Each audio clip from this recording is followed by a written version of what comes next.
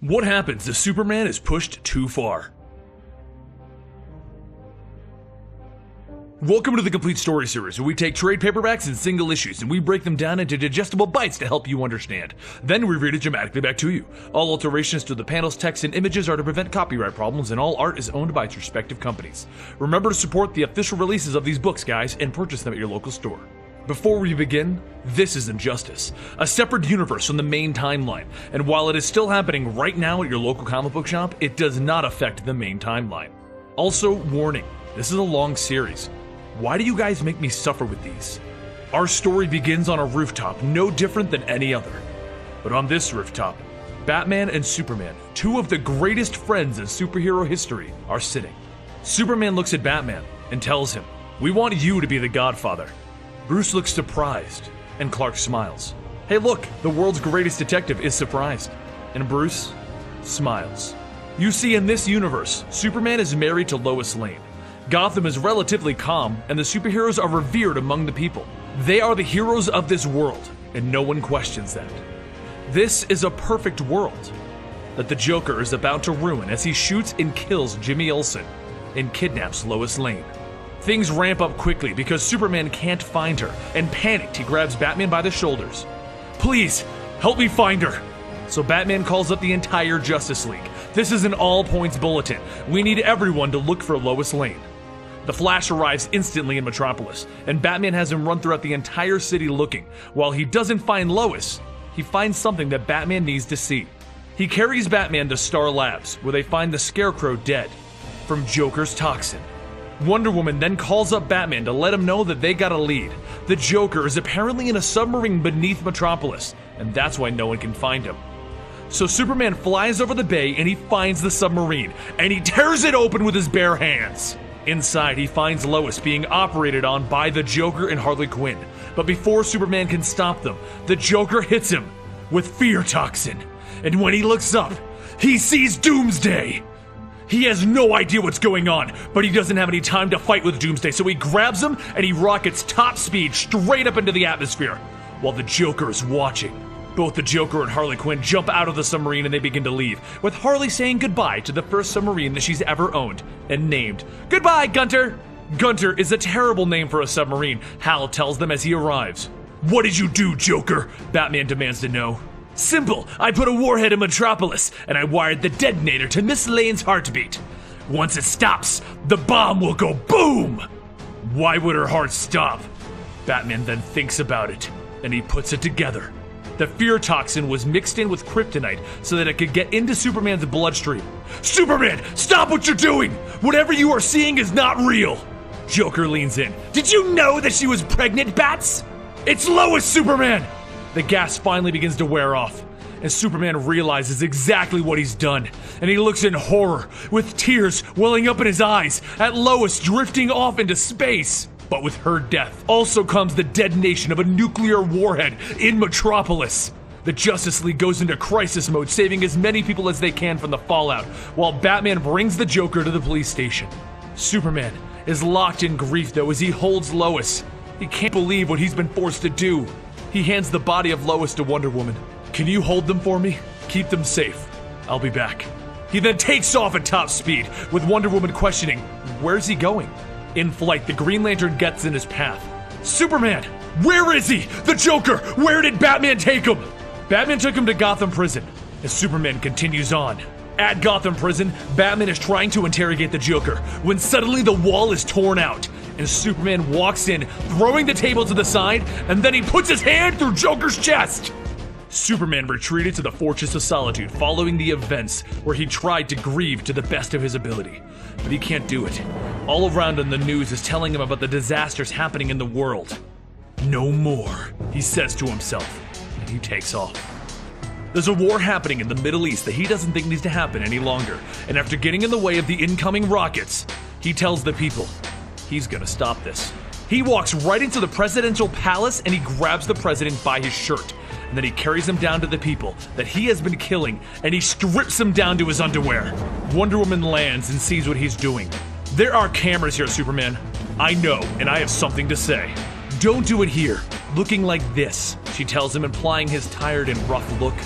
"Let me call a press conference for you."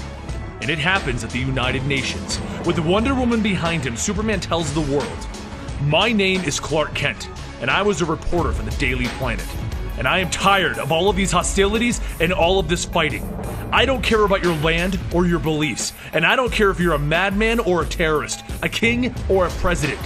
You have no right to take innocent lives. I am calling a worldwide ceasefire, and if you don't, I will stop you. It's over."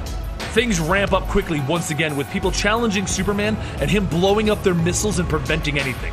So the US government decides to make its largest mistake that they have ever made. And they kidnap Clark Kent's parents, and they have Mirror Master throw them into the mirror world. Superman arrives to a burning house that was once his childhood home, and he gets a warning from Mirror Master. "Stop what you're doing, or we will kill your parents. I have them in a place that not even you can get to. Now go back to fighting giant space robots or something." Most of the Justice League goes to the Watchtower to discuss these events, and Wonder Woman tells them, "We've all been affected by last week's tragedy, but Superman is trying to make the entire world a better place. But someone in this world is trying to tell us what our place is by kidnapping Superman's parents. I am Princess Diana, and I know my place. Will you stand with us?" The Justice League thinks about it, and Cyborg steps forward. "Superman has saved this world 10 times over. I'll stand with you." So they all move fast, teleporting around the Earth, searching for Superman's parents, and it doesn't take long to find Mirror Master himself and get him to talk. While they're all assisting Superman, Batman figures out who is behind this entire plot, and he breaks into the White House to have a chat with the President. "Your plan failed, Mr. President, and it failed in a way that will strengthen them. It will unite them all behind him." And the President looks at Batman. "You said them, not us." Things once again ramp up as the Justice League travels around the world trying to stop all war, everywhere that they can. And eventually, Superman realizes that Batman isn't helping him, so he decides to pay a visit to the Batcave. Once he arrives, Damian takes time to thank Superman for getting rid of the Joker, and Nightwing asks if he's okay. But Superman smiles, and he walks to the Batcomputer. "My parents were taken, Bruce. Where were you?" "I was doing what needed to be done." "My parents! You of all people!" "You have to stop what you're doing." "I have to stop? Stop saving lives? Stop bringing dictators to justice?" "You're scaring them." And Superman rips Batman's mask off of his face. "Good! They should be scared. Too scared to press the button. Too scared to pull the trigger. You taught me that. You would do the exact same thing if you were me. You killed a man, Clark. Every time that you let that madman live, how many more people did you condemn? Did you even feel guilty?" "Every time. But we don't get to choose who dies. One death to save millions." Meanwhile, the Justice League is getting started in a war against Atlantis. It started as a disagreement between Wonder Woman and Aquaman, but it doesn't matter now as people are fighting. Back in the Batcave, though, their argument is heating up. "Why did you let him do this to me, Bruce? You can't possibly understand what he took. He stole the life that Lois and I would have had together. I would have loved that child more than anything. I already did. And look at you, sitting in the dark ignoring Damian and Dick. How many friends did they have in Metropolis? Have you even consoled them? Held them? What's your excuse for not being a father?" But Batman has had enough, and he throws a punch at Superman, completely unfazing him. At that moment, the alarms in the Batcave begin to go off as the battle with Atlantis starts raging on, and Superman turns to Batman. "Bruce, come with me." And they look at each other, and Bruce lowers his head. "I can't, Clark. I'm sorry." Meanwhile, off in the middle of the ocean, Aquaman has called upon his ultimate weapon, the Kraken, to battle against the Justice League. But Superman arrives, injuring the Kraken and grabbing Aquaman by the throat. "Stop this now. I called for a ceasefire. Even your voice doesn't reach down into the deep, Superman. The sea is mine alone to command." Around the world, the Atlanteans begin to rise from the oceans to invade various parts of it. "Consider this a show of strength, Superman. Now get the hell out of my ocean." But Superman isn't listening to this ultimatum, and he takes all of the strongest in the Justice League and they fly underneath Atlantis so that they can tear it out of the ground. They lift the entire city out of the ocean and they carry it to the Sahara Desert. Aquaman decides that he can't fight against Superman, and he submits. And as he retreats back into the ocean, he relays a message through Wonder Woman. "I've ruled peacefully for years. When Superman is ready for my advice, tell him I am here for him. And Diana, I'm sorry about Lois." But Wonder Woman doesn't relay that message. Superman's reign continues to grow, and after putting down a superpowered individual that thought he could stand up to Superman, upsetting the Flash and making the Flash rethink this entire course of actions, and then preventing Two-Face from killing a news reporter, Superman has made his next decision.